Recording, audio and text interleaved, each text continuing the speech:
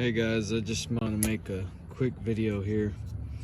These are the Infinity Kappa 3.5s or mid-range 3.5s as they call them. And look at how beautiful this speaker is. It looks just like the mid-bass, just a miniature version of it. Quality, the cone, everything looks awesome on this little speaker. Here's the KS one that's made out of paper. The only difference I'm noticing is though that the Kappa requires a little bit more juice to get it going, so I'm not seeing any excursion on the cone. With the kickers, I'm getting more of a punchier sound on the dash because it has a higher sensitivity rating and it also requires less power to get it moving. So these are very big. I'm gonna have to do some modifications to get them to fit. They also sell a 3-inch Kappa, which also has high sensitivity, so probably requires less power. I might have to, even though I'm trying to keep the 3-away set all together as a whole, meaning, you know, the whole Kappa perfect set. This is the mid-range. You got the tweeter, which I have over here. But this is going to get replaced with one of those cell panels over there, if you can see it. But see, I have it hidden behind the cell panel there. But and the woofer is in the door. So the point is that I'm trying to keep everything together to make it sound like it's supposed to. These little things get really loud.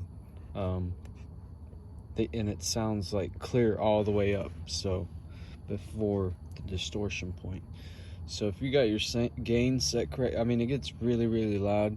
And you know, they take 100 watts.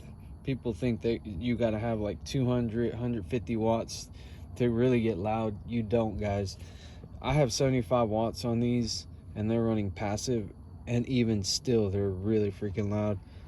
So I kind of got to play them at a low volume. But I'm gonna try to swap these out and replace it in place of the Kappa Perfect and see if maybe obviously I know these fit, so until I find out what I'm gonna do with these, I'm gonna put these in because I know they fit.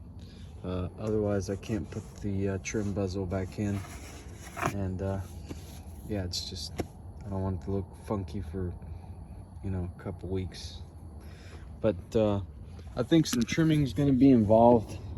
As you can see, depth is not an issue. I was able to get that one in over there, so depth is not an issue. It's just this one over here. I guess I got more stuff in the way.